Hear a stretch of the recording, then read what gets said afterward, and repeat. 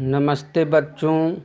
हम लोगों ने प्रथमा विभक्ति से चतुर्थी विभक्ति पर्यंत पढ़ा। आज हम लोग अपादान कारक पढ़ेंगे। अपादान कारक अर्थात पंचमी विभक्ति को पढ़ेंगे। पंचमी विभक्ति के अंतर्गत प्रथम सूत्र है, पहला नियम है ध्रुवमपाये पादानम। क्या है? ध्रुवमपाये पादानम। ध्रुवम अपाये अपादानम। यदि हम इसका विच्छेद करते हैं तो विच्छेद होता है ध्रुवम अपाये अपादानम। अर्थात ध्रुवम जो निश्चित है, अपने जगह पर स्थिर है, अपाये अलग होने पर, अपादानम अपादान संज्ञक होता है। विशेष व्याख्या हुआ जिससे कोई वस्तु अलग हो उसे अपादान कारक कह।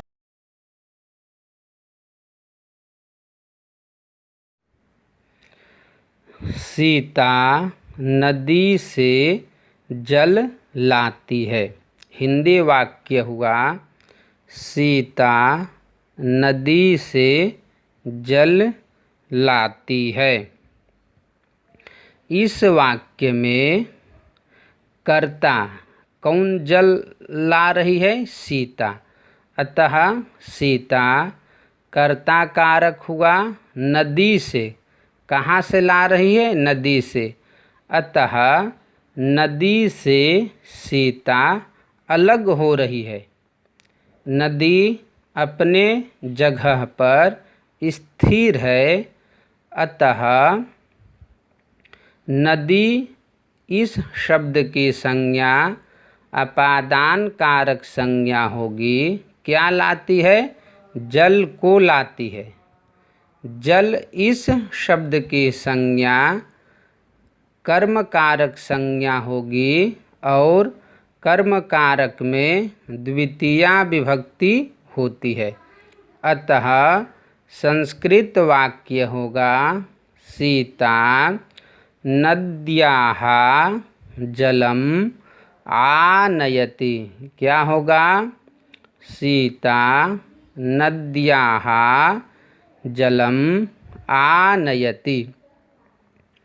माली बगीचा से फूल लाता है। क्या है हिंदी वाक्य? माली बगीचा से फूल लाता है। इस वाक्य में माली कर्ता कारक हुआ। बगीचा से, कहाँ से लाता है? बगीचा से।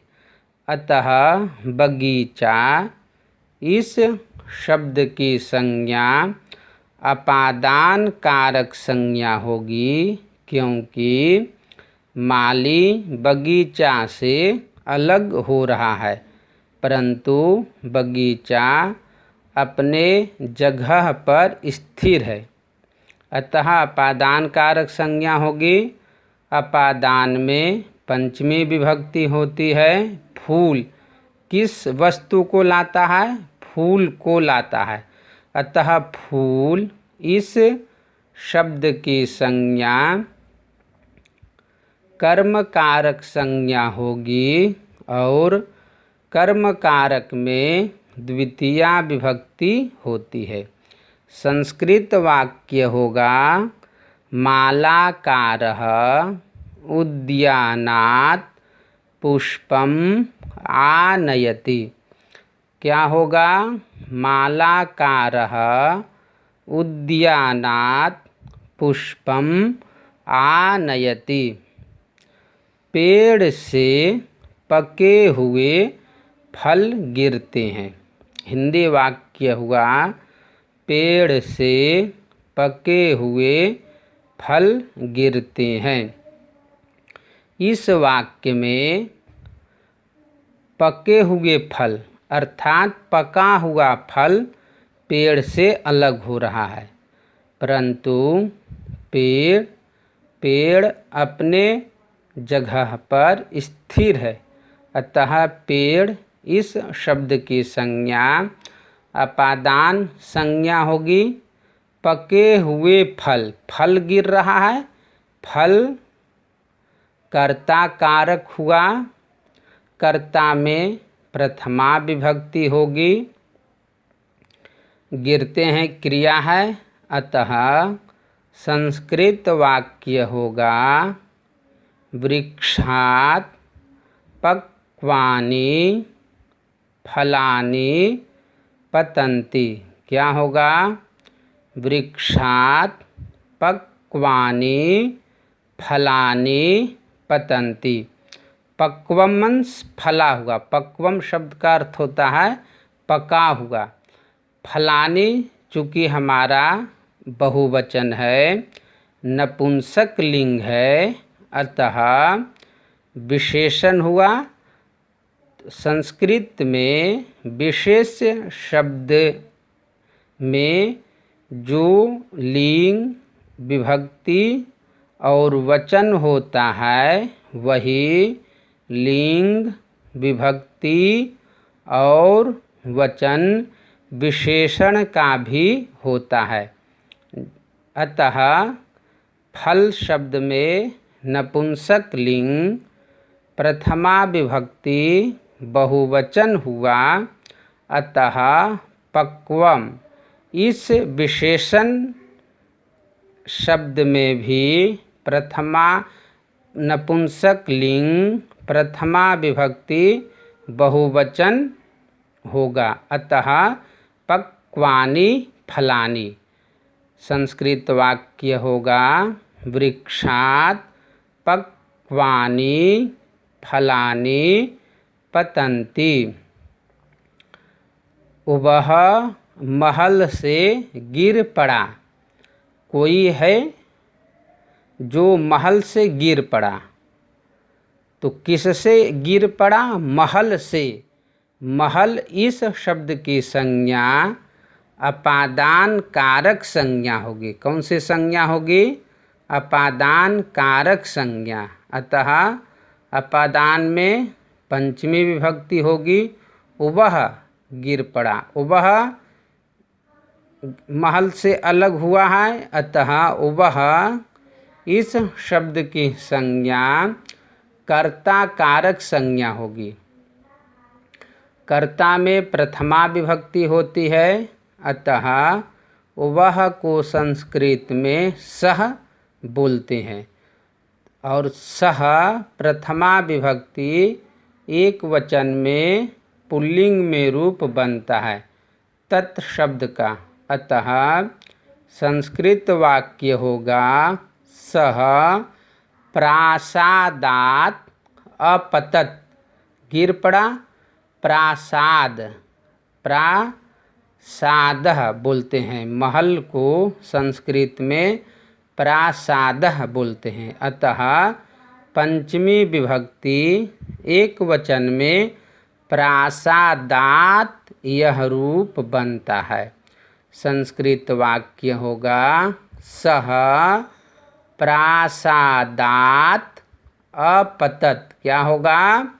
सह प्रासादात् अपतत्।